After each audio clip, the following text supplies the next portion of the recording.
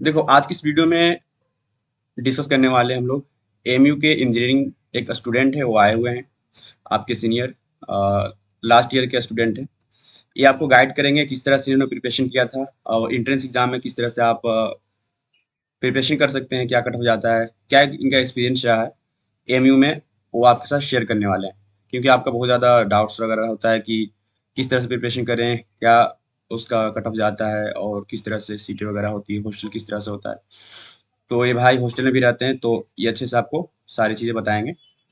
तो सबसे पहले भाई आप अपना नाम बता दें और आप कहाँ से बिलोंग करते हैं प्लीज़। जी, अस्सलाम वालेकुम। सबसे पहले मैं बताऊँ तो मेरा नाम मोहम्मद फरमान है और मैं सिवान बिहार से बिलोंग करता हूँ। मैंने 2021 में अटेम्प्ट किया था जामिया और एमयू को डिप्लोमा इंजीनियरिंग का। तो जामिया में फर्स्ट टाइम में मेरा क्लियर हो गया था, इलेक्ट्रॉनिक्स में हुआ था मेरा एडमिशन। और फिर उसके 2 महीने बाद मेरा एमयू का रिजल्ट आया तो उसमें भी डिप्लोमा में सिलेक्शन हो गया। 11th में वेटिंग था, डिप्लोमा में सिलेक्शन हो गया। तो फिर मैंने वहाँ से यहाँ एडमिशन ले लिया कि हॉस्टल वगैरह का कोई इशू था। तो मैं अभी एमयू में हूँ, लास्ट ईयर मेरा चल रहा है, अभी डिप्लोमा का फाइनल ईयर। तो यही मेरा। आप कहाँ से जी, बिलोंग करते हैं? सिवान सिवान बिहार से मैं बिलोंग करता बिहार से। हूँ। जी। कौन सा जी, ब्रांच है आपका? मेरा अभी सिविल है और मैंने सिविल ले लिया था एमयू में, लेकिन मैंने जामिया में जब एडमिशन लिया था तो वहाँ पे मेरा इलेक्ट्रॉनिक्स ब्रांच था, इलेक्ट्रॉनिक्स इंजीनियरिंग। तो जामिया में आपने एंट्रेंस कब दिया था, 20 में 21 में? हाँ, नहीं 21 में ही दिए थे वहाँ पे। यहाँ से वहाँ का पहले रिजल्ट आ जाता है, 2 महीने पहले आ गया था, कोरोना का भी थोड़ा इशू था तो इसलिए वहाँ पहले आ गया था, एमयू का थोड़ा लेट आया था। तो वहाँ पे मेरा हुआ था, फिर मैंने वहाँ एडमिशन ले लिया था, वहाँ क्लासेस भी करना शुरू कर दिए थे। फिर यहाँ का रिजल्ट आया तो फिर मैंने यहाँ पे एडमिशन ले लिया। अच्छा, फिर आपने यहाँ ले लिया। यस, एमयू में आ गए। तो हम लोग जी। शुरू शुरुआत करते हैं फरमान। हम शुरू से कि आपको किस तरह से पहले मालूम चला जेएमआई और एमयू के बारे में। सेकंड थिंग कि आप फिर अप्लाई करने गए तो किस तरह से सारा प्रोसेस हुआ, उसके बारे में हम शुरू से बताएं आप। जामिया एमयू का मतलब मेरा पहले से ही, जब मैं 10th में गया था तो पहले से मेरा एक गोल था कि 10th के बाद सिवान में रुकना नहीं है, बाहर ही जाना है कहीं। तो एमयू और जामिया अच्छा ऑप्शन है, तो कैसे भी करके इसमें एडमिशन लेना है। तो फिर मैंने इसी की तैयारी शुरू से ही थोड़ा थोड़ा करते रहे। जैसे मेरे एकेडमिक चलती थी उसी के साथ में इसको भी थोड़ा थोड़ा पढ़ते रहे। जब एग्ज़ाम ख़त्म हो गया मेरा 10th मतलब क्लियर हो गया, तो थोड़ी सी कोरोना की वजह से थोड़ा टाइम भी मिल गया मुझे। तो इसीलिए मैंने इसको कहीं कोचिंग वगैरह मैंने कहीं नहीं लिया था, खुद से मैंने पढ़ाई किया था, ऑनलाइन यूट्यूब वगैरह से कुछ किया था, प्रीवियस ईयर पे थोड़ा ज़्यादा फोकस किया था। प्रीवियस ईयर के हिसाब से, क्योंकि सिलेबस तो सब कुछ हमारा पढ़ा हुआ है, 9 10 2 साल हमने उसी में दिया है। और फिर प्रीवियस ईयर से हमको आइडिया मिल जाता है किस लेवल तक का क्वेश्चन आता है, ठीक है, कौन सा टॉपिक से नहीं आता है कुछ क्वेश्चन, कहाँ से ज़्यादा क्वेश्चन आ रहे हैं, और किस लेवल तक जाना है। थोड़ा हाई लेवल होता है, थोड़ा सा तो उनका हाई लेवल होता है एंट्रेंस का। अ, तो प्रीवियस ईयर से एनालाइज करके तैयारी करना चाहिए किसी भी एंट्रेंस का भी, चाहे एमयू हो चाहे कोई भी एंट्रेंस हो। तो पिछले 10 साल का आप प्रीवियस ईयर को, आपको कुछ नहीं आता हो लेकिन आप पहले उससे ही पढ़ाई कीजिए। उसको एक तरह से ऐसे देखते रहिए कुछ नहीं आ रहा है लेकिन आप देखते रहिए, इससे आपको एक सिलेबस का आइडिया मिल जाएगा कि इस पोर्शन से, हाँ आइडिया मिल जाएगा, इस पोर्शन से ऐसे क्वेश्चन आया, इससे नहीं आया है। तो इससे आपको पूरा आइडिया में, फिर जो सिलेबस है सिलेबस को अच्छे से पढ़िए। जो प्रीवियस ईयर में क्वेश्चन प्रैक्टिस तो बहुत ज़रूरी होती है। और टेस्ट सीरीज हो गए, टेस्ट मॉक टेस्ट देने से आपको आइडिया, एक्सपीरियंस हो जाता है टेस्ट देने का। अब है ना, एक पॉइंट बात है, ठीक है। पहला सबसे हम शुरुआत जो होती है कि अप्लाई करना है फॉर्म एएमयू जामिया के लिए, तो होता है एक एलिजिबिलिटी। तो 10th है, आई नो, सभी लोग जानते हैं, लेकिन एक होता है परसेंटेज और सब्जेक्ट क्या होना चाहिए, like math, forty five physics. Percent MU का तो 45% होता है, लेकिन जामिया का अगर डिप्लोमा का आप देना है तो वहाँ पे 45% etch physics chemistry and maths में होता है। मैथ में होता है। हाँ, इसमें 45% होता है एलिजिबिलिटी। और ओवरऑल। 21 ईयर्स ओल्ड से आप ज़्यादा नहीं हो सकते हैं यहाँ एमयू में। एएमयू में ये है कि ओवरऑल होना चाहिए परसेंटेज, या सिर्फ हाँ, ओवरऑल होना चाहिए। जामिया जामिया डिप्लोमा का तो पार्टिकुलरली होता है, फिजिक्स केमिस्ट्री मैथ में। मैथ में? हाँ, तो वहाँ आपको 45% से ज़्यादा होना चाहिए। Okay fine. तो ये आप क्लास 10 बाद आ सकते। अच्छा ये बताना, कोई बंदा जो है क्लास 12 कर रखा है तो एक होता है लेटरल एंट्री। तो क्या एएमयू में लेटरल एंट्री का है no, process? No no, MU में लेटरल एंट्री का कोई मतलब सुविधा नहीं है। आप 12th करके आए वो भी 3 साल में ही करते हैं, 10th करके आए वो भी 3 साल में ही करते हैं। तो फरमान बताना, जैसे कि तुम क्लास कर रहे हो अभी, ठीक है। तो तुम्हारे क्लासमेट होंगे जो क्लास 12 करके भी आए होंगे बहुत सारे सिविल में। बहुत सारे हैं, ज्यादातर मतलब मैं बताऊं तो मेरे क्लास में लगभग 8-7 लड़के हैं, 8 से 10 लड़के हैं जो कि ट्वेल्थ पास आउट है, 12 ट्वेल्थ करके यहाँ पे आए हैं और या डिप्लोमा कर रहे हैं। उनको वो ऐसे थे कि वो बीटेक भी दिए थे, अब बीटेक भी। बीटेक उनका नहीं हुआ तो ये भी दिए थे, तो इसमें हो गया तो उन्होंने इसमें एडमिशन ले लिया कि, फाइन फाइन। कि डिप्लोमा मेरा मिल जाए। यस। सेम यहाँ भी जैसे कि जामिया में भी है कि डिप्लोमा में बहुत सारे हैं जो क्लास 12 करके भी आए हैं, तो होते हैं जा, क्योंकि जामिया ज़्यादा। में हाँ, जामिया में ज़्यादा मिलेंगे, एमयू कंपैरिजन में जामिया में 12 पास आउट स्टूडेंट ज़्यादा मिलेंगे। हाँ, क्योंकि यहाँ जेई के थ्रू होता है बीटेक, वहाँ तो 12 के बाद भी हो जाता है। हम्म। ओके, हम्म। तो बात हो गई एलिजिबिलिटी पर। अब थोड़ा मैं चाहूँगा कि आप बता दो कि अप्लाई करने के जैसे कि डेट वगैरह आया हुआ है, तो अप्लाई करने के वहाँ तो पैसा जो भी लगता है 800 रुपये लगता है, आप अप्लाई कर दोगे ठीक है। नौ और सौ शायद है। हम्म। हाँ, 900 हम्म। रुपया कुछ भी से लगता है, मतलब हम्म। 800 करीब ऐसे ही लगता है। तो उस हम्म। वक्त आप बताना चाहोगे कि क्या ध्यान रखना चाहिए फॉर्म फिल करते वक्त, चूज़ करना जो होता है, सेंटर चूज़ करना और फिर ब्रांच चूज़ करना। सबसे पहली बात कि आप सेंटर जो चूज करना है तो आप अपने नियरेस्ट लोकेशन पे ही चूज कीजिए, कि जहाँ, क्योंकि साधन का जो मतलब बहुत बहुत तक आप अपने आप को यूटिलाइज कर सकते हैं, जो ट्रांसपोर्टेशन वगैरह बहुत सी परेशानी होती है। ठीक है, नए जगह पे जाना तो और ज़्यादा परेशानी होती है, कोई पहली बार जाए। अब पटना, अब बिहार से हैं आप लोग तो मतलब सब लोग बिहार से हैं तो पटना एक अच्छा ऑप्शन है, क्योंकि पटना बहुत बार घुमा हुआ होता है। तो तो अच्छा ऑप्शन होता है पटना में एंट्रेंस देना चाहिए, नज़दीक ज़्यादा देखना चाहिए कि जो अच्छा, जहाँ पे हम अपना ट्रांसपोर्टेशन अच्छे से यूटिलाइज कर सके, ओके तो ओके, वहाँ। और ब्रांच के हम्म। बारे में बता दो आप, ब्रांच के बारे में। क्या? ब्रांच के बारे में, जैसे ब्रांच चूज़ करने का ऑप्शन उसी वक्त आता है या फिर अच्छा। कैसे? हाँ, तो एएमयू में अगर ब्रांच चूज करना है तो आप आपको दो तीन चीज़ों का अच्छे से ध्यान देना चाहिए। अगर आपको है कि डिप्लोमा के बाद से ही जॉब करना है तो वो एक अलग बात होती है। एक यहाँ पे एक मसला, एक और यहाँ एडवांटेज होता है एमयू में, कि आप डिप्लोमा में एडमिशन ले रहे हैं तो यहाँ पे आप टॉपर में रह रहे हैं, तो 15/1 का रेशियो होता है। जो जिस क्लास में 30 बच्चे हैं, जैसे इलेक्ट्रॉनिक्स है, कंप्यूटर है, तो वहाँ से 2 बच्चे होते हैं जिनका डायरेक्ट सिलेक्शन हो जाता है, मतलब डायरेक्ट बीटेक में मिल जाता है एडमिशन बिना एंट्रेंस दिए, अगर वो टॉप कर रहे हैं, हम हर सेमेस्टर में टॉप आ रहे हैं और उनका मतलब वो मेरिट उनका अच्छा है तो ऑटोमेटिकली बीटेक में हो जाएगा। हाँ, डायरेक्ट बीटेक में कोई टेंशन ही नहीं रहता है, कोई प्रेशर नहीं, आप हमेशा शुरू से ही मेहनत करते जाइए एडमिशन लेने के बाद, और अच्छे अच्छे मार्क्स लाइए, टॉप कीजिए, तो 15/1 का रेट होता है अगर मतलब ये मैकेनिकल। एएमयू, हाँ। मतलब मैं कहना चाहूँगा यहाँ पे कि मतलब एएमयू में ये है कि थोड़ा इंस्पायर करने के लिए बच्चों की मेहनत करें, थोड़ा कंपटीशन हो बीच हाँ। में, तो अच्छा करें तो उनका एक मिल रहा है उसका, मतलब उसका ऐसा प्राइस कि आपको ना एंट्रेंस कर कर बिना हम्म। एंट्रेंस के आप बीटेक में आ सकते हैं। बिना एंट्रेंस का आपको बीटेक में एडमिशन होती है, बिना एंट्रेंस का। हाँ तो बिल्कुल। हाँ। हाँ, तो ये एक फायदा होता है, 15/1 का रेशियो होता है, जिसमें अगर जैसे सिविल में 90 बच्चे हैं तो उनमें आपको 6 बच्चों का डायरेक्ट सिलेक्शन हो जाता है, मैकेनिकल में 8 या 9 का सिलेक्शन होता है वैसे। तो तो ये ये फ़ायदा है कि एक। अगर से आप थ्रू आउट द सेमेस्टर अच्छा करते हो, आपका परफॉर्मेंस सही रहता है, हम्म। तो आपके बीटेक सोचना नहीं है, वहीं हम्म। हो जाएगा और बगैर एंट्रेंस के प्रिपरेशन किए भी। ये और ये बहुत अच्छी है, एमयू में टीचर टीचर बहुत मेहनत करते हैं। ये मतलब बहुत से बच्चों को हम ऐसे देखते हैं कि मतलब बहुत से लड़के एडमिशन लेते हैं और एडमिशन लेके छोड़ देते हैं, 11 नीट की तैयारी में लग गए हैं, एडमिशन लेके वो सीट बर्बाद कर देते हैं। लेकिन वो एक तरह से गलती करते हैं, टीचर यहाँ पे बहुत मेहनत करते हैं स्टूडेंट के ऊपर, ठीक है, और टीचर का रेशियो भी बहुत अच्छा है।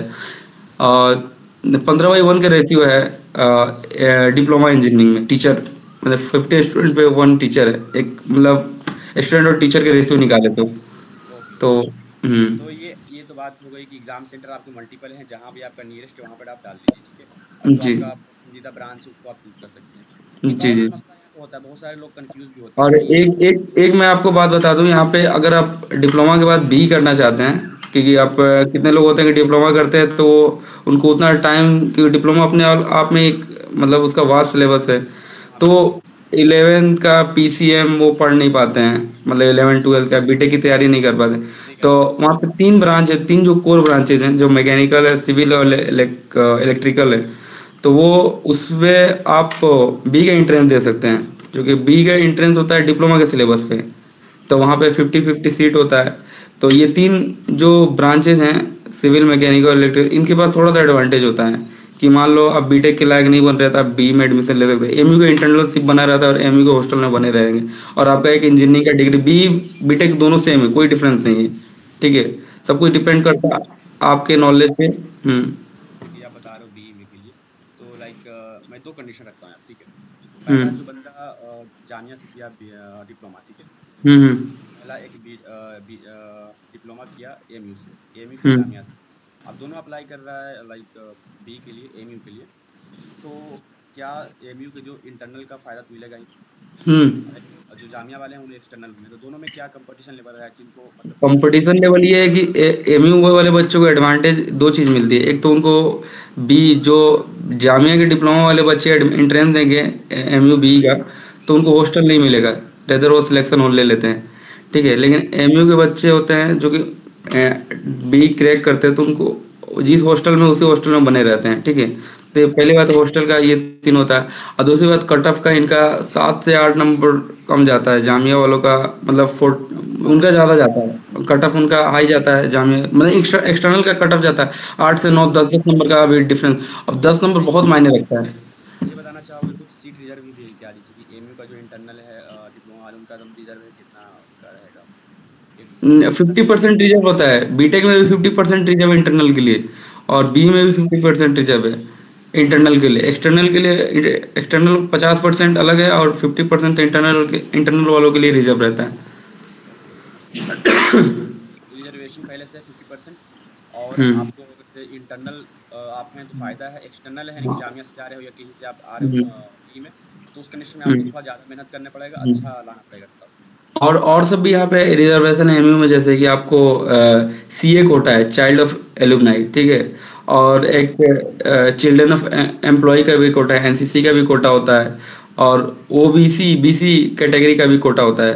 ठीक है, तो ये और डिसेबिलिटी वाला भी कोटा होता है। तो ये सब कोटा है जो कि अगर कोई इसमें से मतलब बिलोंग करता है तो उसके लिए बेनिफिट हो सकता है। ओके फरमान, वेरी गुड वेरी गुड। अब एक चीज़ आता है जो बहुत सारे स्टूडेंट को मैं देखा हूँ, ये प्रॉब्लम भी होती है कि वो कंफ्यूज रहते हैं कि एक डिप्लोमा है और एक 11th साइंस है, दोनों का कंबाइंड पेपर होता है, किस तरह से होता है, और दोनों का कट ऑफ किस तरह से, रिजल्ट किस तरह से आता है, एडमिशन किस तरह से होता है। हुँ। तो पहली बात बता दूँ कि एमयू अगर 11th निकालना चाहते हैं, तो आप सेफ ज़ोन में रहना, तो आप 60 प्लस सोचिए। ठीक है? आपको 60 प्लस ही लेके आना है। और डिप्लोमा में अगर सेफ ज़ोन आप सोच रहे हैं, लेकिन ये वैरी करता है, 5-7 नंबर हमेशा वैरी करता है। जब पेपर टफ आ जाता है, तो थोड़ा कट ऑफ नीचे आ जाता है। थोड़ा-सा पेपर ईज़ी आ जाता है, तो कट ऑफ हाई चला जाता है। और एप्लीकेंट्स पे भी डिपेंड करता है कि कितने बच्चे फॉर्म इस साल अप्लाई कर रहे हैं। ठीक है? तो ये 5 ज़्यादा अंतर नहीं पड़ता, 5 से 7 नंबर का अंतर पड़ता है।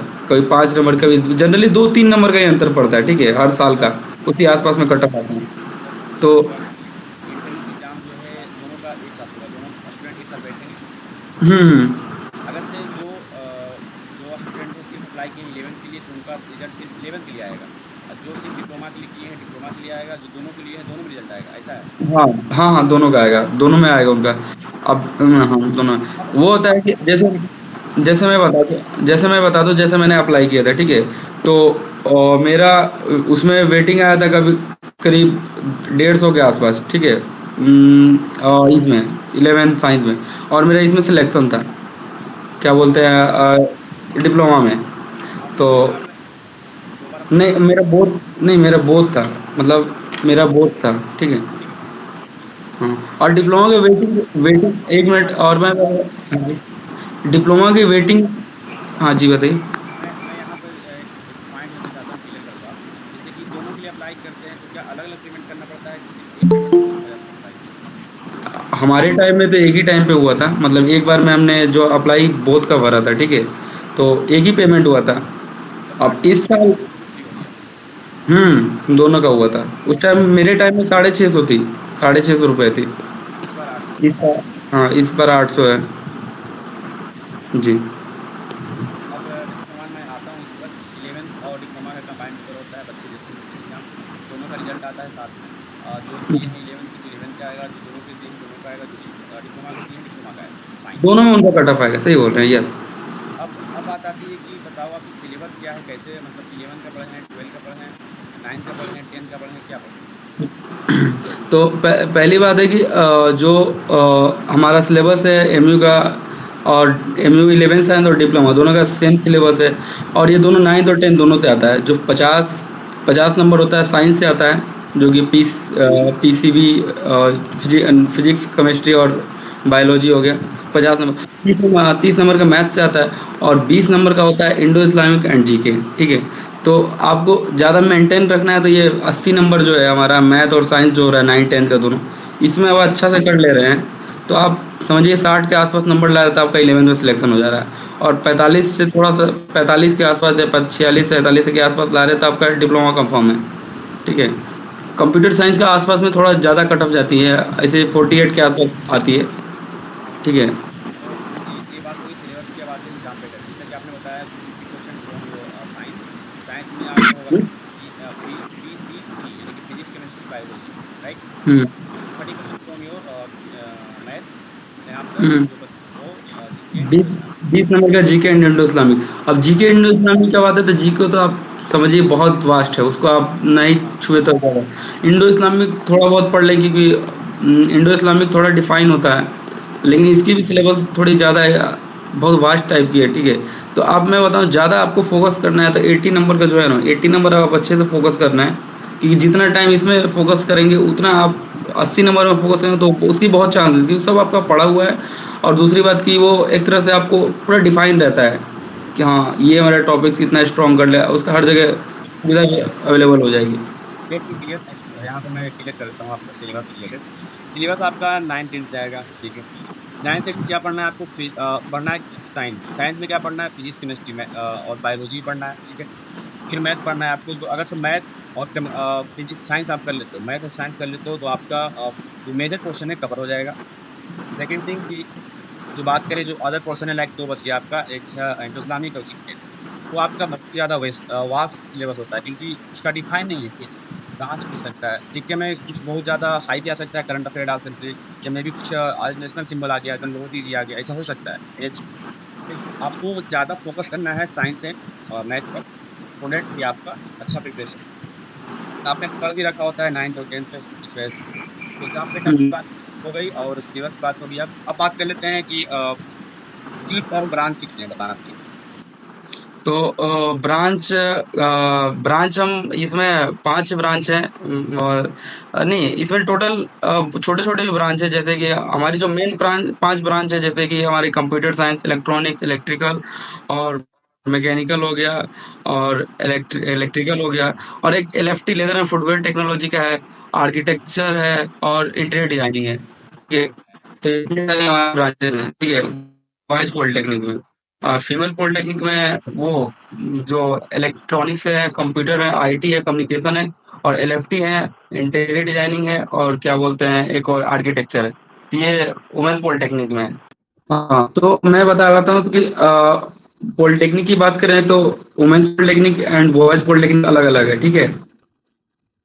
हाँ, तो बॉयज पॉलिटेक्निक की बात करें तो यहाँ पे जो ब्रांचेज हैं, मैकेनिकल है, सिविल है, इलेक्ट्रिकल है, इलेक्ट्रॉनिक्स है, कंप्यूटर साइंस है, और एलएफटी है, जो लेजर फुटवेयर टेक्नोलॉजी है, और आर्किटेक्चर इंजीनियरिंग है, डिप्लोमा आर्किटेक्चर इंजीनियरिंग, और ये इंटीरियर डिजाइनिंग। ये सब सारी बॉयज पॉलिटेक्निक। मान के बोलो, यहाँ पे दो चीजें। पहला तो आपने बता दिया कितनी सारी ब्रांच। मैं ये जानना चाह रहा हूँ कि यहाँ पर मैं देख रहा हूँ कि जामिया में ऐसा नहीं है कि वीमेन और जो मेन का है अलग अलग है। यहाँ पर सेम क्लास पढ़ रही है, वहाँ पर अलग अलग है। तो मैं जानना चाह जी। रहा हूँ कि आप जब आप पढ़ते हो तो आपकी क्लास में सिर्फ लड़के होते हैं, उसमें लड़की भी होती है, या जो लड़कियों की सिर्फ वीमेन्स नहीं होती है? ये जानना चाह रहा हूँ। ठीक है, मैं बता रहा हूँ। यहाँ पे जो 4 ब्रांच हैं, जैसे computer science, IT, communication engineering, electronic, ये जो ब्रांचेस हैं, पता नहीं लेटेस्ट में कोई और ब्रांच ऐड होगी। ये वुमेन्स पॉलिटेक्निक एक कॉलेज जो उनके हॉस्टल के पास में उनके पॉलिटेक्निक अलग होता है, उसमें है। लेकिन 3 ब्रांच बॉयज पॉलिटेक्निक में है, जिसमें लड़कियां भी आती हैं। ठीक है। ठीक है, 3 ही ब्रांच में केवल, जो कि एलएफटी है, लेदर एंड फुटवेयर टेक्नोलॉजी, और इंटीरियर डिजाइनिंग है, और आर्किटेक्चर इंजीनियरिंग। ठीक है, ये 3 ब्रांच है जो बॉयज पॉलिटेक्निक होती है, लेकिन कोई क्लास में कोई एजुकेशन नहीं है। मतलब ये 3 ब्रांच है जिसमें कोई एजुकेशन है। ठीक है, बाकी वुमेन्स पॉलिटेक्निक लड़कियों के लिए, और बॉयज पॉलिटेक्निक लड़कों के लिए। बाकी हाँ, बाकी सब में बॉयज कोई एजुकेशन नहीं है, बॉयज़ का केवल बॉयज़ ही पढ़ते हैं। अ, मतलब ये है कि ऐसे दो दो दो मतलब कॉलेज है आपका, एक वाला यूनिवर्सिटी और इसमें मेन हाँ। में पढ़ती है और बाकी पढ़ते हैं कुछ ब्रांच में, और जो हुँ। आपका जो वुमेन्स का पॉलिटेक्निक है उसमें गर्ल्स पढ़ती जी, जी, जी, जी। ये 3 जो एक्सेप्शन ब्रांच हैं जिसमें बहुत कम सीट होती है, शायद 20 सीट है उनकी, ठीक है? तो उसमें 14 और 6 14 लड़के हैं और 6 लड़कियाँ हैं, ठीक है? ये 3 ही ब्रांच हैं जिनकी बहुत मतलब उनकी ब्रांच में ही तादाद बहुत कम होती है, ठीक है? तो वो बॉयज़ पॉलिटेक्निक में लड़कियाँ आती हैं, ठीक है? बाकी जो मेन ब्रांच हैं, तो वो लड़कियाँ वुमेन्स पॉलिटेक्निक में पढ़ती हैं। बाकी मैकेनिकल, इलेक्ट्रिकल, सिविल, इलेक्ट्रॉनिक में लड़कियाँ नहीं, यहाँ पे केवल लड़के ही पढ़ते हैं। है। अब हम लोग आते हैं नेक्स्ट कि सीट कितना है, आपको कुछ आप बताना चाहोगे कितने होते हैं हर एक ब्रांच हर एक ब्रांच की बात करें तो सिविल में 92 है और मैकेनिकल में 125 है, 125 है और इन सब में 30-30 है। इलेक्ट्रिकल में 30 है, इंस्ट्रूमेंटेशन में 30 है, इलेक्ट्रिकल इंस्ट्रूमेंटेशन और इलेक्ट्रॉनिक्स में 30 है, बाकी सब में 30-30 है। और वो जो ब्रांच है जिसमें मतलब 3 जो एजुकेशन ब्रांच है जिसमें को एजुकेशन होता है, तो उसमें 20-20 सीट हैं। Interior designing, architecture and leather and footwear technology, इसमें 20-20 अब सीट्स हैं। तो सीट की बात हुई, अब कुछ बताना आप पढ़ रहे हो, ठीक है? तो सेमेस्टर का क्या फी आता है, सेमेस्टर वाइज होता है, ईयरली होता है, आप कैसे करना फर्स्ट ईयर आपकी फीस ज़्यादा लगती है। जब एडमिशन लेते हैं तो डिपेंड करता है ब्रांच के ऊपर, तो उस हिसाब से फीस लगती है। जैसे मैकेनिकल की फीस 17,085 थी, ठीक है? और सिविल की 20,000 के आसपास थी। फर्स्ट ईयर में लगती है ज़्यादा फीस, ठीक है? और वो कंप्यूटर में शायद 13,000 के आसपास है, ठीक है फीस। तो ये डिपेंड करता है ब्रांच के ऊपर। उसके बाद से जो नेक्स्ट ईयर स्टार्ट होता है उसमें 6,545 रुपये लगता है 9 साल, मान second year and third year. तो ये हमारे फीस हो गई, इंक्लूडेड हॉस्टल। जैसे आपने बताया फर्स्ट फर्स्ट ईयर में ज़्यादा लगाया, तो उसमें आई थिंक पूरे साल का हॉस्टल का फी उसी में इंक्लूड रहता है क्या, कैसे इतना ज़्यादा नहीं लगेगा? हाँ, हॉस्टल फीस इंक्लूडेड होता है, ये हॉस्टलर के लिए बता रहे हैं, ठीक है? और जो नॉन हॉस्टलर हैं, डे स्कॉलर है, उनकी 2,000 कम हो जाती है, 2,000 या 2,500 के आसपास कम हो जाती है, ठीक है? तो मोटा मोटी आप बात बताएं तो हॉस्टल की फीस 2,000 के आसपास है। अच्छा, और ये जो 2,000 जो आप बता रहे हो, आपने जो बताया तो हॉस्टल का सिर्फ रहने का है, खाने का पर मंथ देना होता है? हाँ, खाने का 1,400 रुपये पर मंथ देना होता है। एग्जैक्ट, हम्म, हम्म, राइट।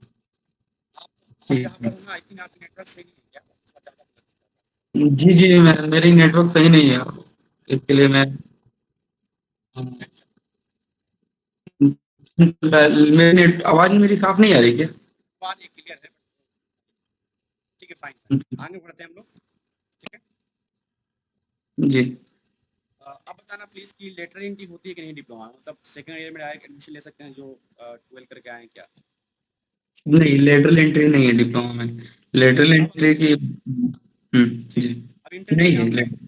एंट्रेंस एग्जाम देने गए हैं जो भी स्टूडेंट मतलब जा रहे हैं, तो जो पेपर मिलेगा एंट्रेंस एग्जाम का वो किस मीडियम में होगा, हिंदी, इंग्लिश या उर्दू? बहुत मतलब मैंने इंग्लिश मीडियम पढ़ा था, तो उसमें दोनों मीडियम होती है। मतलब एक क्वेश्चन जो आपको मिलता है, तो उसमें हिंदी इंग्लिश दोनों में क्वेश्चन रहते हैं साथ में ही, ठीक है, एक साथ ही। वन साइड हिंदी तो वन साइड इंग्लिश। मतलब वो दो लैंग्वेज रहेगी, पहला हिंदी और इंग्लिश, ठीक है? हम्म। सेकंड थिंग बताएं आप कि उसमें जो टाइम मिलता है कितना मिलता है, टोटल क्वेश्चन जो करना होता है 100 क्वेश्चन? 2 घंटे का होता है। 2 घंटे का पेपर होता है, 100 क्वेश्चन होते हैं, हम्म। तो नेगेटिव मार्किंग होता है कि नहीं इसमें? वो 25% पर क्वेश्चन होता है नेगेटिव मार्किंग। अच्छा, मतलब कि आप हाँ, 4 क्वेश्चन गलत कर रहे हैं तो एक सही का मार्क्स कट जाएगा। एक सही का मार्क्स कर देगा, एग्जैक्टली 1/4 या हम्म, हम्म, 0.25% हम्म, नेगेटिव मार्किंग होता है। यही। फरमान, आप हम्म। बताओ, अपना एक्सपीरियंस रहा होगा कि आप जब एंट्रेंस एग्जाम की प्रिपरेशन कर रहे थे, आपने बताया कि जामिया का भी आपने किया है, तो किस तरह से आप प्रिपरेशन किए, कोई बुक या कोई गाइड या सेल्फ स्टडी क्या रहा था आपका? नहीं, मेन मेन चीज़ है कि आपकी कॉन्सेप्ट जो एनसीईआरटी की कॉन्सेप्ट है, तो उसको आपको क्लियर होना चाहिए। मतलब कई बार हम लोग जैसे मतलब बिहार बोर्ड में हम पढ़ते थे, तो एक रट्टाफिकेशन टाइप की पढ़ाई करते थे। तो वो आप जब भी पढ़ाई करते हैं, जो समझ के पढ़ाई किया होता है ना, तो उसको ये सब एंट्रेंस वगैरह में बहुत आसानी होती है क्लियर करना वगैरह, ठीक है? तो कॉन्सेप्ट आपकी क्लियर होती है, कॉन्सेप्ट क्लियर रहेगी तो आप क्वेश्चन कोई भी क्वेश्चन करेंगे आपको क्वेश्चन बनता चला जाएगा, ठीक है? तो आप तो उस हिसाब से पढ़े, फिर आप गाइड ले लें। अब प्रीवियस ईयर तक मेन है, आप गाइड लें या ना लें, लेकिन प्रीवियस ईयर जरूरी है, क्योंकि आप जो सिलेबस पढ़ रहे हैं वो सब आपके सिलेबस से ही रहता है, ठीक है, कहीं वो बाहर उनका ऐसा कुछ है नहीं। थोड़ी बहुत क्वेश्चन होता है, थोड़ा एडवांस टॉपिक से होती है, लेकिन मोस्ट ऑफ क्वेश्चन जो होती है आपके सिलेबस से होती है, जो 9th और 10th है। तो इतना आपको मतलब उतना एक्स्ट्रा मेहनत चाहे बोले तो करने की जरूरत नहीं रहती है कि हम बहुत एडवांस पढ़ें। जो मेन सिलेबस है हमारा, उसको फिर उसको अच्छे से पढ़िए। आप हाँ, लाइन बाय लाइन पढ़िए। हम्म। आप अपना एक्सपीरियंस बताना चाहोगे, जैसे कि कोई बिहार या यूपी का बंदा या कहीं का भी हो, वो हिंदी नहीं इंग्लिश मीडियम में, सॉरी हिंदी मीडियम में उसने अपना पूरा एकेडमिक पढ़ा है, लाइक नर्सरी से लेकर के 10th तक जो भी, तो उसे फिर हम्म। इंग्लिश मीडियम में प्रिपरेशन करना चाहिए, हिंदी में ही कंटिन्यू रखना चाहिए, कैसे करना चाहिए preparation? वो उस पार्टिकुलर आदमी पे डिपेंड करता है, लड़के पे डिपेंड करता है कि वो आप कैसे अगर मैं खुद हिंदी मीडियम से था, ठीक है, तो मैं मतलब सारे सब्जेक्ट जो थे, जैसे मैं बायोलॉजी था, तो बायोलॉजी जो होता है कि वो एकदम एडिटिव आता है, जैसे एनसीईआरटी की जो है ना एकदम कॉपी आती है कहीं की, लेकिन आपको लाइन बाय लाइन पढ़ना पड़ेगा, एक एक पॉइंट को टेकल आउट करना पड़ेगा, ठीक है।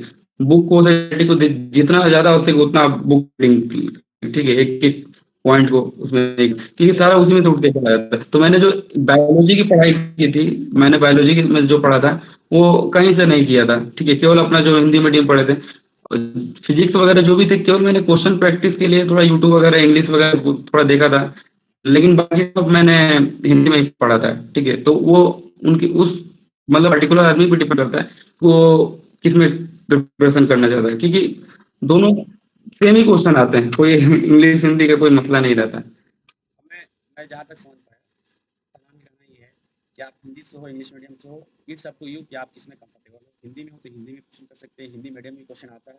अदरवाइज अगर से आप इंग्लिश मीडियम में करना चाहते हैं, यू कैन। सेकंड थिंग, जहाँ तक बुक का मसला है, आप स्टैंडर्ड बुक फॉलो करो, एनसीईआरटी 9-10 का। सेकंड थिंग, अगर से आप और भी क्वेश्चन करना चाहते हो, पैटर्न जानना चाहते हो और जानना चाहते हो किस लेवल तक क्वेश्चन आते हैं, तो थोड़ा प्रैक्टिस के लिए, ज़्यादा क्वेश्चन के लिए आप ले सकते हो गाइड। बहुत सारी गाइड आती है, शफीकुर रहमान की या द कॉन्सेप्ट वगैरह, you can follow this guide also. तो ये है प्रिपरेशन से रिलेटेड, जिसने फरमान ने बताया कि इन्होंने भी एनसीईआरटी फॉलो किया है, और इनका जो हिंदी मीडियम रहा है, हिंदी मीडियम से ही इन्होंने तैयारी भी किया और जामिया भी इन्होंने निकाला और एमयू भी निकाला। तो you can also prefer this way. Now next come on the लेकिन एक एक चीज़ मैं बताना चाहूँगा कि जो मोस्टली आपको फ़ोकस करना है प्रैक्टिस के लिए, तो आप प्रीवियस पे फ़ोकस कीजिए कि सब कुछ वह उसमें से रहता है जो आपका सिलेबस है, ठीक प्रीवियस है। ईयर्स। तो प्रीवियस ईयर आप तो समझ लीजिए कैसे जितना बार हो सके उतना बार पढ़ लीजिए, क्योंकि आपको एक ऐसा रहेगा कि क्वेश्चन ऐसा ध्यान में रहेगा कि ये क्वेश्चन इस टॉपिक का है, इस टॉपिक को हम पहले क्लियर कर लें, ठीक है। इससे और भी कुछ क्वेश्चन बन सकते हैं इस टॉपिक से रिलेटेड, जैसे हम कोई क्वेश्चन था तो उससे 4 ऑप्शन भी होते हैं, तो उन ऑप्शन को भी की टॉपिक को भी हम अच्छे से डिटेल पढ़ लें, ठीक है, तो उनसे भी इनसे भी रिलेटेड कोई क्वेश्चन आ सकते हैं, ठीक है। तो आप प्रीवियस ईयर के हिसाब से आप तैयारी करेंगे, तो मैं एमयू जामिया की बात नहीं कर रहा, कोई भी दुनिया की भी एंट्रेंस है, सब एक अपने मेरा भी पैटर्न पे चलते हैं हर साल। मेरा भी ये पर्सनल सजेशन रहता है, किसी भी एंट्रेंस की आप प्रिपरेशन कर रहे हो, आप 2 चीज़ पहले देखो। पहला कि उसका सिलेबस और एग्जाम पैटर्न क्या है। सेकंड थिंग कि प्रीवियस ईयर क्वेश्चन क्या है।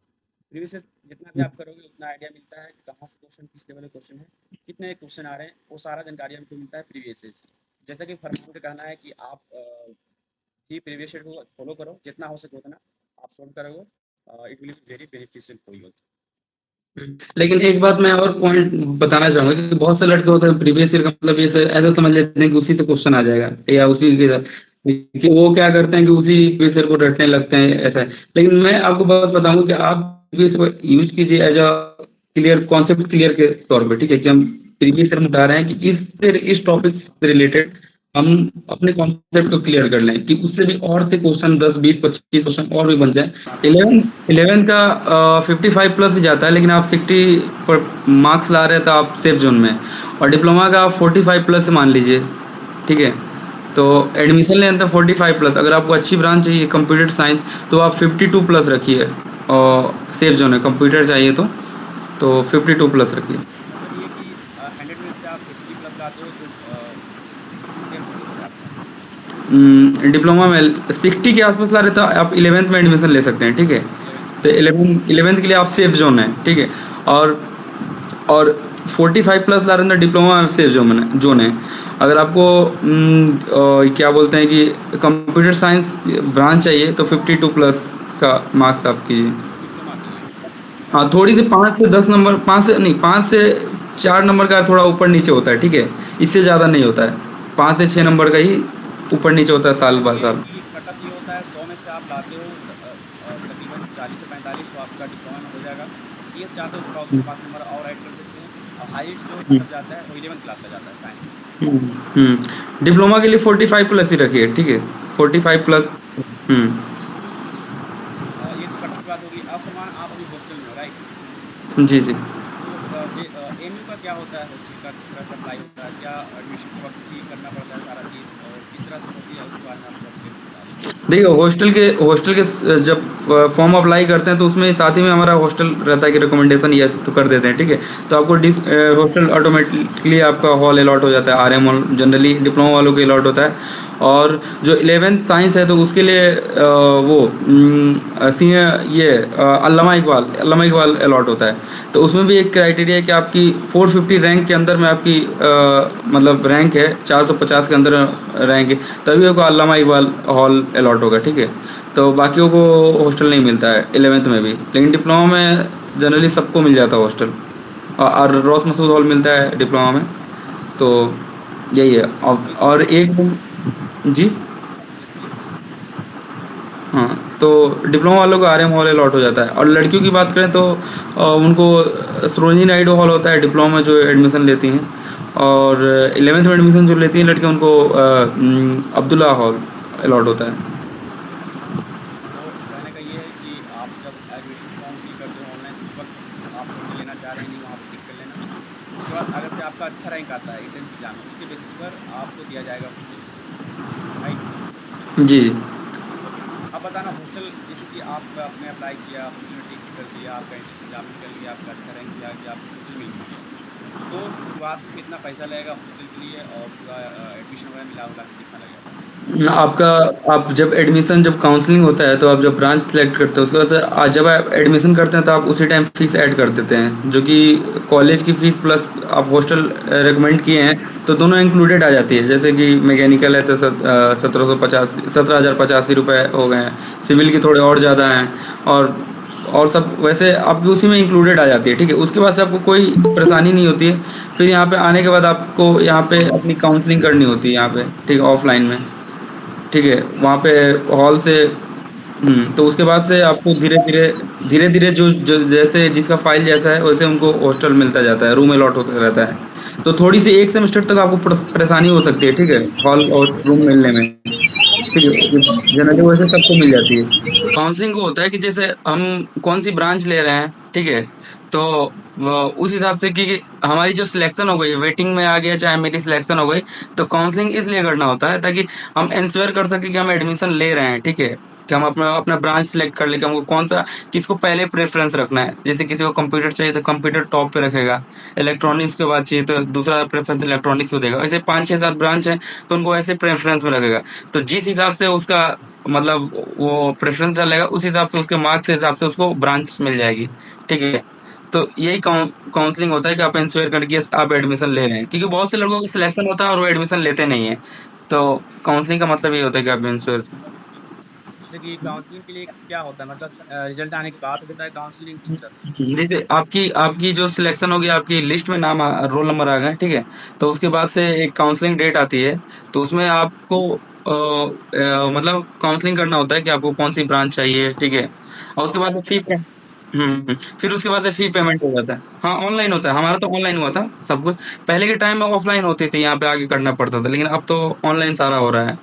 हमारे टाइम से कोरोना की वजह से जो सीन हुआ। मतलब ये है कि रिजल्ट आया आपका, फिर उसके बाद काउंसलिंग का डेट आएगा, आप काउंसलिंग करोगे ऑनलाइन, उसके बाद फिर और आप उसके फी बाद पे पेमेंट फी करोगे। पेमेंट कर दीजिए, उसके बाद फी पेमेंट किए आपको ऑटोमेटिक एडमिशन हो गया। फिर यहाँ पे जब आएंगे तो यहाँ पे अपना डॉक्यूमेंट्स वेरीफाई करेंगे, ठीक है। तो फिजिकल वेरिफिकेशन बोलते हैं उसको, ठीक है। तो हाँ, फिजिकली आप आपका वेरीफाई किया था, हाँ। वेरिफिकेशन रहेगा, आपका जो हॉल या हॉस्टल मिलना होगा वो भी। हाँ, तो हॉल के लिए एक फ़ाइल जो फ़ाइल होती है वो एक फ़िल करना होता है, फिर उसमें जमा करना होता है। तो उस हिसाब से आपको रूम अलॉट होता है, जिस फ़ाइल के हिसाब से कितना आपकी किस हिसाब से मतलब आप आए हैं यहाँ पे प्रेज़ेंट हुए हैं, तो ओके, नंबर के हिसाब। तो ये हॉस्टल की बात होगी, आप हॉस्टल में रह रहे हो, ठीक है?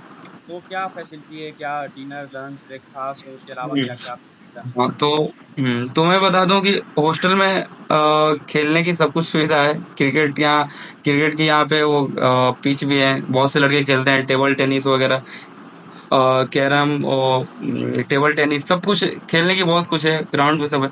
और रीडिंग रूम इसका यहाँ पे रीडिंग रूम हर जगह मिलेगा आपको। लाइब्रेरी जो है कॉलेज में भी मिलेगी आपको, हॉस्टल में मिलेगी। हमारे हॉस्टल की रीडिंग रूम बकायदा एसी, पूरा एसी है, ठीक है। और एसी रीडिंग रूम है। तो यहाँ पे ऐसी सारी सुविधाएं हैं। और खाने की बात करें तो 3 टाइम आपको खाने मिलती हैं।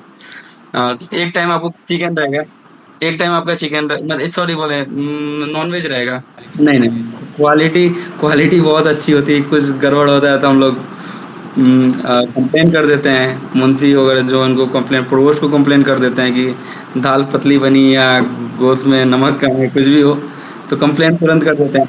बकायदा वहाँ पे रजिस्टर रखा रहता है कि आपको खाना अच्छा नहीं लग रहा है तो अपना कंप्लेन सबमिट कीजिए, अपना नाम लिखिए, और आप अपना कंप्लेन सबमिट कर दीजिए। तो खाने में ये मतलब खाना बहुत अच्छा होता है। ये रिव्यू के लिए है वहाँ पर, आप अगर कोई अगर प्रॉब्लम लगे तो आप वहाँ से पूछ सकते हैं। खाना बहुत अच्छा होता है रमज़ान का, बकायदा आपको। और मेन बात है कि आपको यहाँ पे रिलीजियस, आप सारे रिलीजियस एक्टिविटी बहुत अच्छे से यहाँ कर सकते हैं।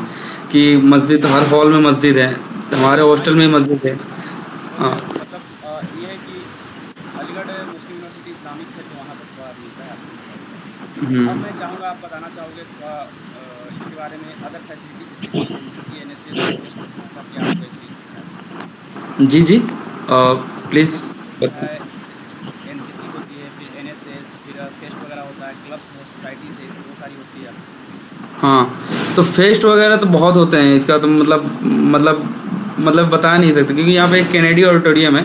और यहाँ पे लगभग एमयू में 40,000 बच्चे हैं, ठीक है, अलग अलग 300 से ज़्यादा कोर्सेज हैं। तो सबका बहुत सारी कम फेस्ट वगैरह होते रहते हैं। जो कैनेडी ऑडिटोरियम, जो लाइब्रेरी वगैरह डेली जाते हैं तो उनको हमेशा देखने को मिलेगा कि जब जो मौलाना आज़ाद लाइब्रेरी है उसके पीछे ही कैनेडी ऑडिटोरियम है। तो ऑडिटोरियम हमेशा फेस्ट वगैरह होते रहता है।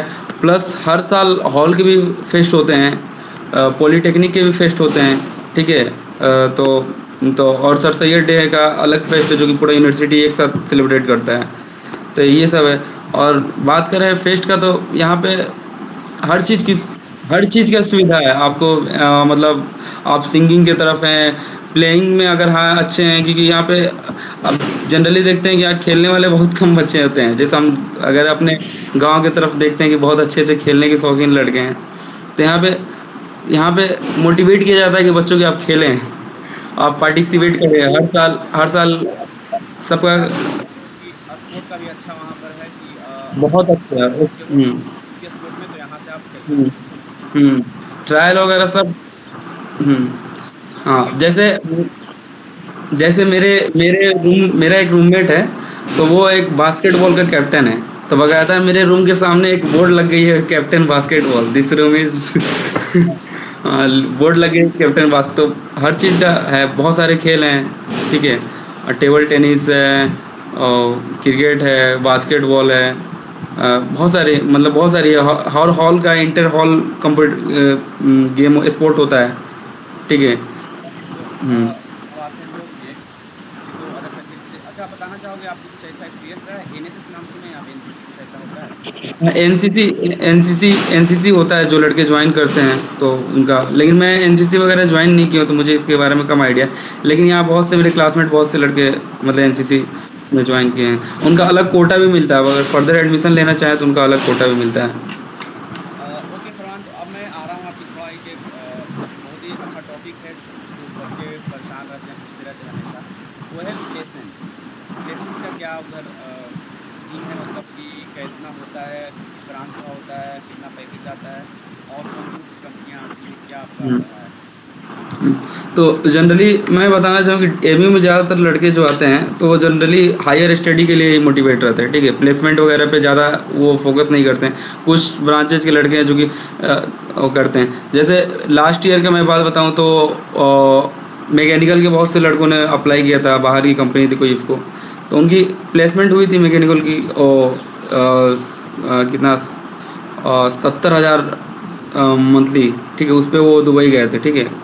तो हुई थी। लेकिन जनरली मतलब मैं अपनी क्लासमेट की खुद मैं बात बताऊँ, जो मेरे क्लास के लड़के कर रहे हैं या और से सब हायर स्टडी के पीछे पड़े हैं कि हमको बीटेक में एडमिशन लेना है। क्योंकि जो हम एंट्रेंस के लिए पढ़ाई कर रहे हैं, जॉब के लिए प्रिपरेशन उसमें थोड़ा-सा डिफरेंस होता है। कि हाँ, कि जॉब के लिए हम थोड़ा अपने एक स्किल्स पे थोड़ा अच्छा ध्यान देना होता है। लेकिन शुरू से लड़के मतलब फर्स्ट टाइम से एडमिशन लेते वो एडमिशन लेने के चक्कर में होते हैं। जनरली सबका मोटो यही होता है कि हम ग्रेजुएशन के बाद ही जॉब करें। तो डिप्लोमा में तो उतना प्लेस कंपनीज आती हैं, उतना लड़के अप्लाई भी नहीं करते हैं, ठीक है? अभी जो हमारे ब्रांच से थी एलएनटी आई थी, ठीक है? तो हो सकता है 6-7 लड़कों 8 लड़कों का मतलब सिलेक्शन लें उसमें।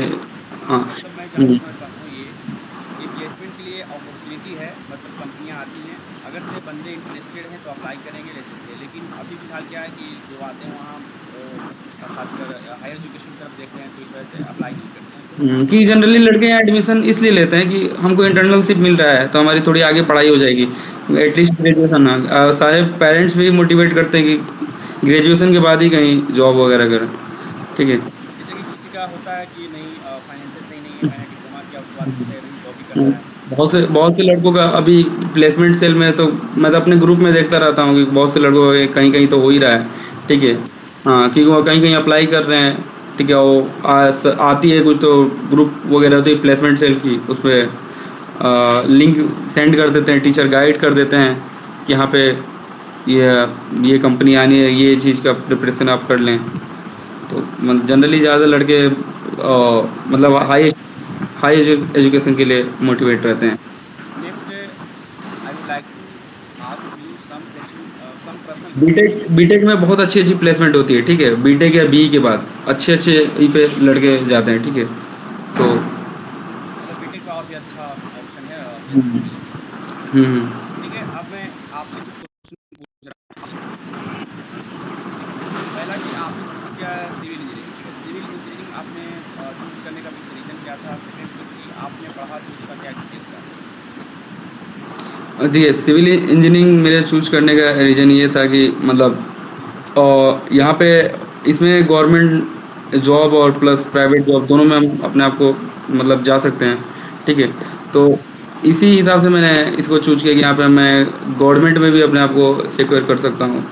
तो सिविल सिविल सिविल का में चूज़ आपको करना था। एक्सपीरियंस रहा अभी अभी तक और का। प्लस दूसरी बात ये है कि कि बहुत से लड़के जो हैं आजकल के कंप्यूटर का होड़ लगा हुआ है। हाँ, लेकिन लेकिन ये जो रियल एस्टेट से है, सिविल डेवलपमेंट से है, कंट्री डेवलप करेगी तो उसकी अपॉर्च्युनिटी बहुत बढ़ेगी। तो ये मैं एक फ्यूचर भी देख के इसमें आगे आगे फ्यूचर में इसकी शॉर्टेज होगी, तो आगे मुझे अपॉर्च्युनिटी ज़्यादा मिल सकती है क्योंकि शॉर्टेज का हाँ, प्रोपोर्शन टू डिमांड। बिल्कुल। आपने हुँ। चूज़ किया सिविल, अब क्या एक्सपीरियंस रहा आपका? आपने जो पढ़ा लगता है कि हाँ, मतलब जो यहाँ जिस टीचर थे सिविल में मुझे पढ़ाने वाले या जो भी आपने पढ़ा क्या रहा हुँ।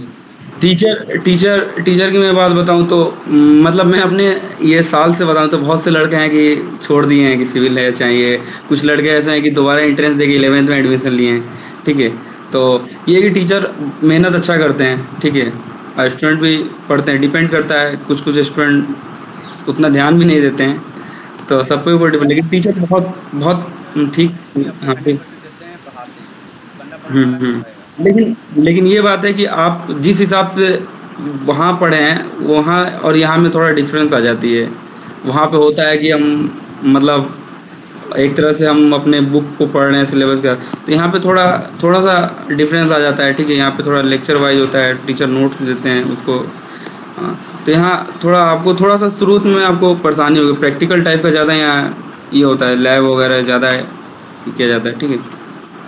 तो पर शुरू आपका क्या है पर्सनल इन फ्यूचर आप क्या देखते हो? डिप्लोमा आप पास आउट होने वाले हो, उसके बाद क्या देखते हो? क्या मैं करना चाहते मैं एक्चुअली मैं अभी इसी साल मैं बी का एंट्रेंस दे रहा हूँ, उसकी मेरी तैयारी चल रही है, और उसकी वजह से फर्दर मैं अपने आप को मतलब गवर्नमेंट के हिसाब से मैं अपने आप को प्रिपरेशन करूँगा, ठीक है, ताकि हो? अभी आई थिंक गवर्नमेंट जॉब में अपने आप को सिक्योर कर सकें। एसएससी जेईई आई भी तो आप फॉर्म भी आई थिंक डाल दिए होंगे। जी जी जी, उसको अप्लाई की। तो आप गवर्नमेंट की तरफ देख रहे हैं प्लस बी करना चाहते हैं एमयू से, राइट? नहीं नहीं, मेन बात है मेरा मेरे मस्त मेरे ग्रेजुएशन पहले अपने कंप्लीट करना है, ठीक है, ग्रेजुएशन कंप्लीट हो जाएगा, जैसे मैं बी कंप्लीट कर लूँगा, उसके बाद से मैं अपने आप को मतलब साथ में ही मैं अपनी प्रिपरेशन कर रहा हूँ उस हिसाब से कि मैं ग्रेजुएशन होते ही कहीं हो जाए गवर्नमेंट में। ओके, तो बताना चाहेंगे आप? देखो, आप सोच रहे हो जैसे कि डिप्लोमा वाले हैं बीटेक में या बी में लेना चाहते हैं एडमिशन, ठीक है? हुँ। तो बी का क्या होता है? आप थोड़ा बताना चाहोगे कि क्लासेस आपके पास अगर से एक्सपीरियंस है तब, यानी किसी से आपने सुना हो कि क्लासेस किस तरह से चलती है, अटेंडेंस की मसला होती है कि नहीं? बी में पूछ रहा हूँ मैं, बी नहीं में।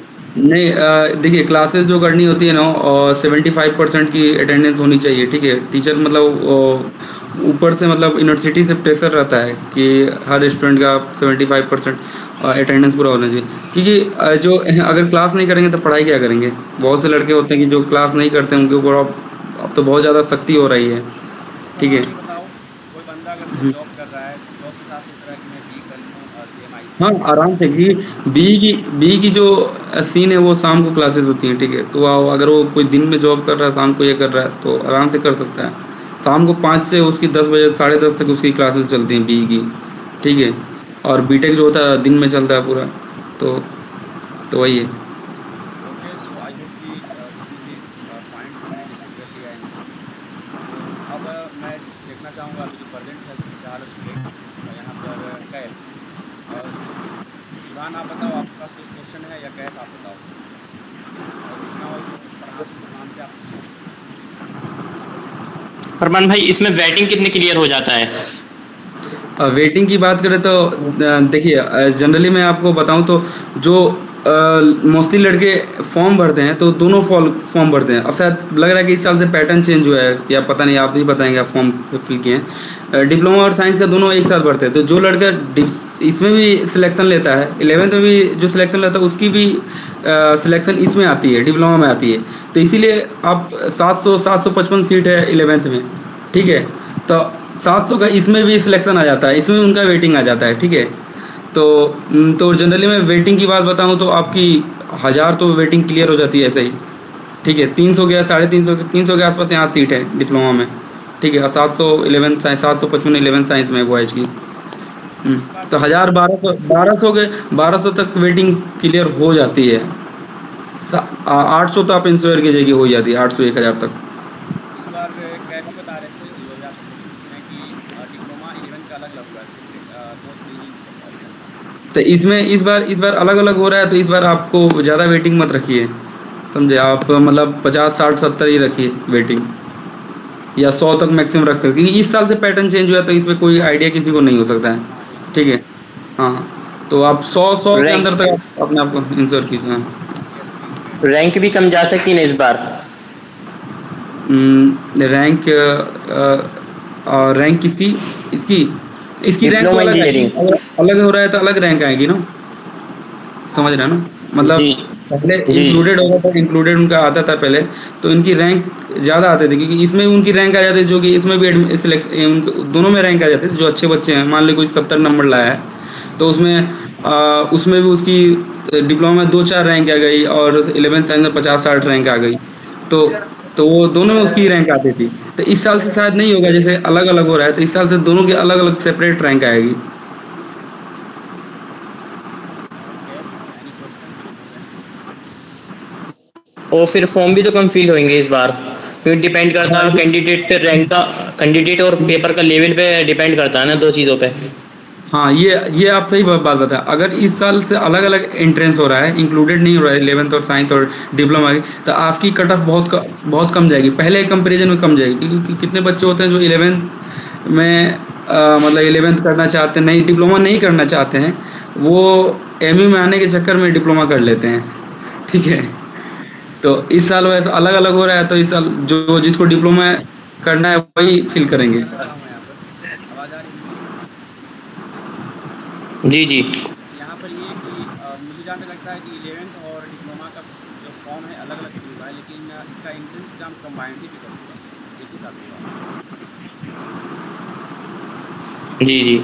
हमेशा होता है सेम, और इस बार हुँ। फॉर्म अलग होगा लेकिन एग्ज़ाम आपका साथ होगा, और जो हाँ, तो जो अगर फॉर्म अलग अप्लाई हुआ है तो इनकी कट ऑफ कम जाएगी, पहले कंपैरिज़न में कम जाएगी, ठीक है? जो आप 45 मेरा मान आइडिया रहे तो हैं। ये 35 के ऑलमोस्ट प्लस जाएगी 35।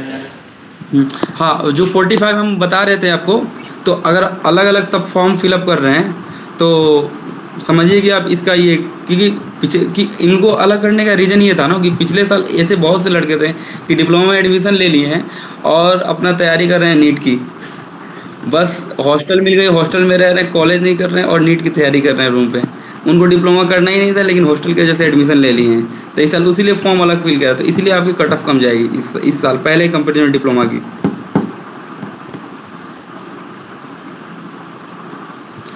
और और क्वेश्चन डिप्लोमा डिप्लोमा करने के बाद ये फ़ायदा होता है ना कि आप डिप्लोमा कर लिए, आप बी में एडमिशन ले लिए, तो आप दोनों चीज़ कर सकते हैं। बी में आप शाम को क्लासेस करिए, दिन में आप जॉब कर सकते हैं। अलीगढ़ में कहीं भी कर सकते हैं। अलीगढ़ अपने आप में एक अच्छा शहर है।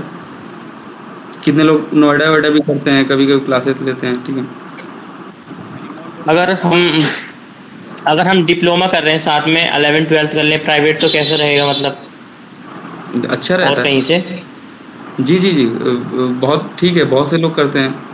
साइड से आप कर रहे हैं तो ठीक है, आप कितना लोग एनआईओएस से कर लेते हैं, दोनों की डिग्री मिल जाती है उनको, मतलब एक सर्टिफ़िकेट दोनों को रहता है। कर सकते हैं। एनी मोर क्वेश्चन है?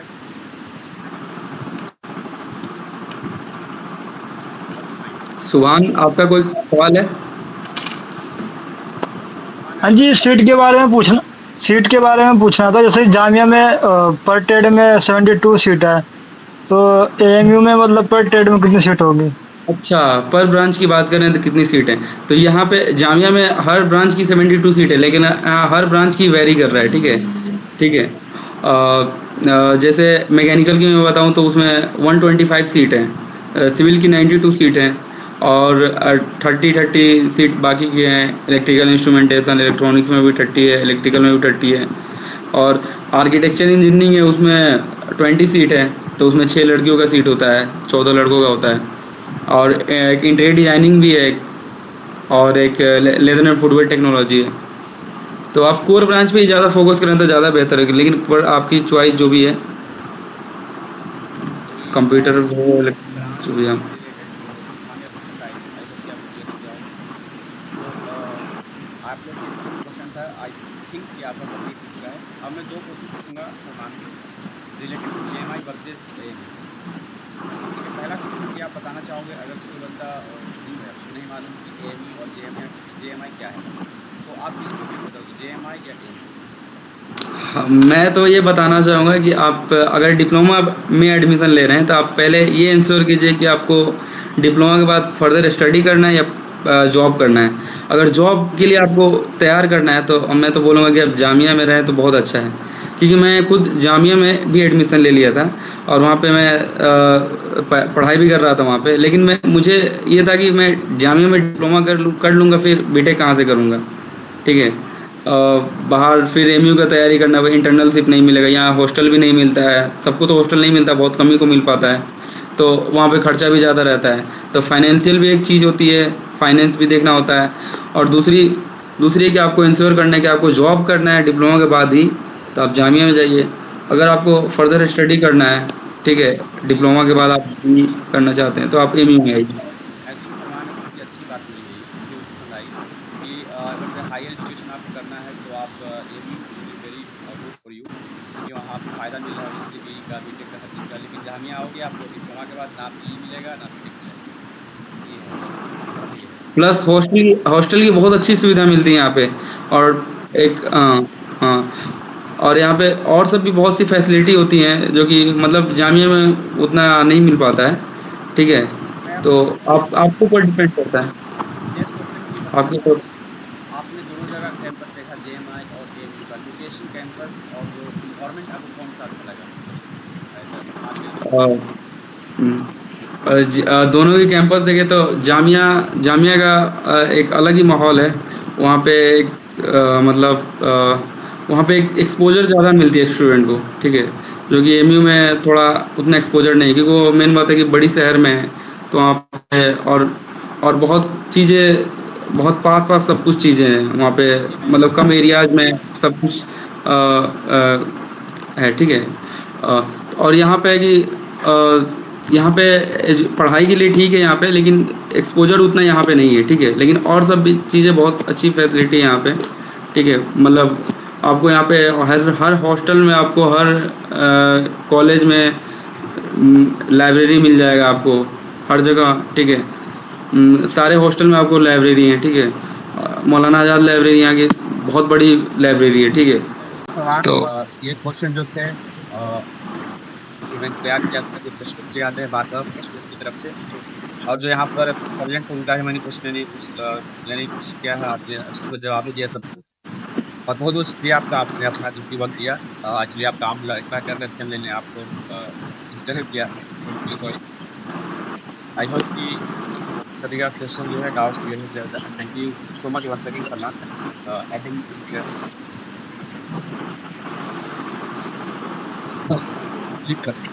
सुन ठीक है, ठीक है, थैंक यू, शुक्रिया, अस्सलाम वालेकुम।